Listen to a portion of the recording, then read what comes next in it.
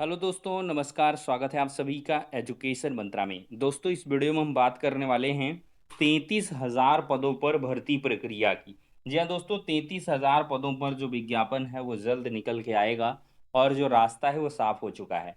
नई भर्तियों पर आखिरकार क्या कुछ बोले हैं पीएम नरेंद्र मोदी जी, और साथ ही साथ रोजगार से जुड़ी हुई कुछ अन्य अपडेट्स इस वीडियो में हम देखने वाले हैं। तो चलिए दोस्तों, वीडियो को शुरू करते हैं। तो यहाँ पर दोस्तों, अमर उजाला ब्यूरो की तरफ से आज के समाचार पत्र में दिया गया है, एक समान नियमावली से 33,000 पदों पर भर्ती का रास्ता साफ हो गया है। राजकीय व अशासकीय महाविद्यालयों में भर्तियों के लिए 5 साल का इंतजार खत्म हो गया है। तो अशासकीय सहायता प्राप्त विद्यालयों और राजकीय विद्यालयों में सहायक अध्यापक व प्रवक्ता के पदों पर भर्ती के लिए एक समान नियमावली लागू होने के बाद शिक्षकों के तकरीबन 33,000 पदों पर भर्तियों का रास्ता साफ हो गया है। अभ्यर्थियों की नज़र अब उत्तर प्रदेश लोक सेवा आयोग और उत्तर प्रदेश शिक्षा सेवाचयन आयोग पर है, जिन्हें रिक्त पदों पर भर्ती प्रक्रियाएं पूरा करना है।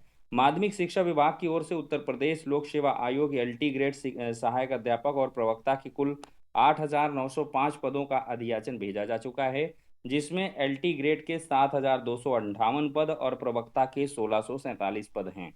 एलटी ग्रेड में दोस्तों पुरुष वर्ग के 4,785 पद और महिला वर्ग के 2,473 पद, प्रवक्ता में पुरुष के 817 और महिला के 2,473 पदों पर भर्ती होगी। नई नियमावली के तहत अर्हता पूरी तरीके से स्पष्ट किए जाने के बाद अभ्यर्थियों को अब ये दोनों भर्तियां शुरू होने का इंतजार है। अभ्यर्थियों को उम्मीद है कि आयोग जल्द ही इन भर्तियों के लिए विज्ञापन जारी करेगा। वहीं अशासकीय सहायता प्राप्त माध्यमिक विद्यालयों में सहायक अध्यापक यानी कि टीजीटी और प्रवक्ता पीजीटी के कुल 24,849 पद खाली हैं, और इसमें सहायक अध्यापक के 20,465 और प्रवक्ता के 4,384 पोस्ट शामिल हैं। इन पदों पर उत्तर प्रदेश शिक्षा सेवाचयन आयोग को भर्ती करनी है।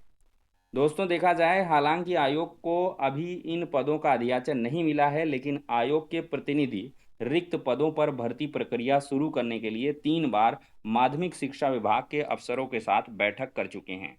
फिलहाल अशासकीय व राजकीय विद्यालयों में शिक्षक भर्ती के लिए एक समान नियमावली लागू हो जाने से अर्हता का विवाद पूरी तरीके से खत्म हो गया है, और ऐसे में दोनों आयोगों के सामने भर्ती शुरू करने के लिए कोई बाध्यता नहीं है या बाधा नहीं है। प्रतियोगी छात्र मोर्चा के अध्यक्ष विकी खान का कहना है कि राजकीय विद्यालयों में सहायक अध्यापक की 7 साल से नई भर्ती नहीं आई है। वहीं प्रवक्ता के पदों पर भर्ती के लिए वर्ष 2020 के बाद से कोई विज्ञापन जारी नहीं हुआ है। इसी तरह अशासकीय विद्यालयों में टीजीटी पीजीटी के वर्ष 2022 के बाद से नया विज्ञापन नहीं आया है। अशासकीय व राजकीय विद्यालयों में एक समान जो नियमावली है लागू होने से जो अर्हता का विवाद है वो नहीं रह गया है। ऐसे में दोनों आयोगों को भर्ती प्रक्रिया जल्द शुरू कर देनी चाहिए। तो दोस्तों, अगर देखा जाए तो दोनों आयोग कुल मिलाकर 33,000 पदों पर भर्तियां निकाल सकते हैं, और इसमें स्पेशली जो फ़ायदा होगा, बेनिफिट होगा, वो सिर्फ बीएड कैंडिडेट्स का होगा। ऐसे बीएड कैंडिडेट्स जिन्होंने पीजी कर रखा है, तो वो टीजीटी और पीजीटी दोनों वैकेंसी पर अप्लाई कर पाएंगे। वो चाहे आपका जीआईसी से वैकेंसी आए और चाहे शिक्षा सेवा चयन आयोग से आए, दोनों हाथों में यहाँ पर लड्डू होंगे, और इसके लिए आपको मेहनत करनी है। बहुत सारे अभ्यर्थियों का कमेंट रहता है कि आप चीज़ों पर ऐसा विश्लेषण देते हैं जैसे मानो नौकरी मिल गई हो। तो ये ऐसा ही है। 20,000 25,000 पदों पर बहुत लंबे समय बाद भर्ती आ रही है। तो और बीएड को अलाउ किया है प्रवक्ता भर्ती के लिए, कंपलसरी किया है। तो ऐसे में एक मौका बेहतरीन बनेगा, कंपटीशन कम होगा, समय कम है, तो महत्वपूर्ण पदों पर तैयारी आप शुरू कर दें, और वेतन वगैरह काफ़ी क्लासिकल रहने वाला है। प्रवक्ता की अगर हम बात करें तो 80,000 प्लस आपकी सैलरी बनेगी, और 60,000 प्लस आपकी सहायक अध्यापक वाली बनेगी। तो ऐसे में आपको 65 प्लस का मान के चलिए। और फिर इसके बाद देखिए, आपका जो नया वेतन आयोग है 2026 में लागू होने वाला है। तो ये सारी पॉसिबिलिटी हैं जिसकी वजह से ये एक बहुत ही बड़ा अवसर है, और इसको सभी अभ्यर्थियों को भुनाना चाहिए जो स्पेशली एक लंबे समय से तैयारी कर रहे हैं या इंतज़ार में बैठे हैं। बाकी जो डीएलएड है उसके लिए अभी नौकरी की जो संभावनाएं हैं, अभी जो वैकेंसी की संभावनाएं हैं वो ज़ीरो दिख रही हैं इस साल भी।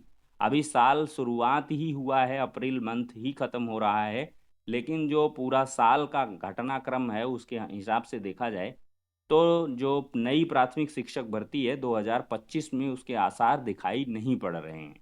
तो इस लिहाज से देखा जाए वैकेंसी का आना ही बहुत बड़ी एक टेढ़ी खीर है। तो वैकेंसी आ जाती है तो एक बड़ा अवसर होगा।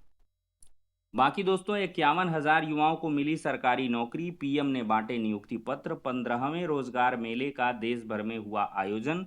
अब तक कुल 9,73,000 लोगों को रोजगार मिल चुका है। बिहार के पटना से बड़ी अपडेट है। स्वास्थ्य मंत्री मंगल पांडे जी बोले हैं 35,383 पदों पर शीघ्र बहाली की तैयारी है। स्वास्थ्य विभाग में 17,000 पदों पर बहाली प्रक्रिया शुरू हो गई है। लिखित परीक्षा और कार्यानुभव के आधार पर अभ्यर्थियों का चयन किया जाएगा। 11,389 ग्रेड ए नर्स के लिए तकनीकी सेवा आयोग ने विज्ञापन निकाला है और 5,703 नए पदों पर बहाली के लिए राज्य स्वास्थ्य समिति ने विज्ञापन प्रकाशित किया है। तो स्वास्थ्य विभाग ने बड़ी संख्या में रिक्त पदों को भरने की प्रक्रिया शुरू कर दी है। बड़े स्तर पर बहालियों से रोजगार सृजन को नई दिशा मिली है। राज्य के युवा उत्साहित हैं। साथ ही साथ दोस्तों असिस्टेंट प्रोफेसर के 1711 पदों पर भर्ती प्रक्रिया शुरू है। बिहार लोक सेवा आयोग यानी कि बीपीएससी ने असिस्टेंट प्रोफेसर के 1711 पदों पर भर्ती के लिए आवेदन मांगे हैं। ये नियुक्तियां राज्य के विभिन्न चिकित्सा महाविद्यालयों, अस्पतालों में दंत रोग, नेत्र रोग और तमाम प्रकार के पोस्ट हैं इन पर होगी। तो आप लोग बीपीएससी ऑनलाइन एप्लीकेशन पर क्लिक करेंगे, ऑफिशियल वेबसाइट यहाँ पर दी जा रही है, ये bpsc.bihar.gov.in, यहाँ पर जाएं। अगर आपके मतलब का है तो यहाँ पर अप्लाई ज़रूर करें। बाकी रोजगार मेले पर पीएम बोले हैं आने वाले दिनों में हर सेक्टर में नौकरियों में होगी बढ़ोतरी। कहा मैन्युफैक्चरिंग मिशन की घोषणा से पूरे देश में रोजगार के नए अवसर बनेंगे। नारी शक्ति विभिन्न क्षेत्रों में छू रही हैं नई बुलंदियां। प्रधानमंत्री नरेंद्र मोदी ने कहा है कि इस साल के बजट में मैन्युफैक्चरिंग मिशन की घोषणा से मेक इन इंडिया को बढ़ावा के साथ युवाओं को वैश्विक मानक वाले उत्पाद बनाने का मौका मिलेगा और इससे देश के लाखों, देखा जाए तो एमएसएमई व लघु उद्यमियों को बढ़ावा मिलेगा और पूरे देश में रोजगार के नए अवसर निकलेंगे। आज का यह समय भारत के युवाओं के लिए अभूतपूर्व अवसरों का समय है। हाल ही में आईएमएफ ने कहा है कि भारत दुनिया की सबसे तेजी से बढ़ती अर्थव्यवस्था बना रहेगा। इस विकास के कई पहलू हैं। सबसे बड़ा पहलू है कि आने वाले दिनों में हर सेक्टर में नौकरियों में बढ़ोतरी होगी और रोजगार भी बढ़ेंगे। एक बड़ी खबर है, यूपीएससी सिविल सेवा परीक्षा में अव्वल रही शक्ति दुबे को मिले 51.5% अंक।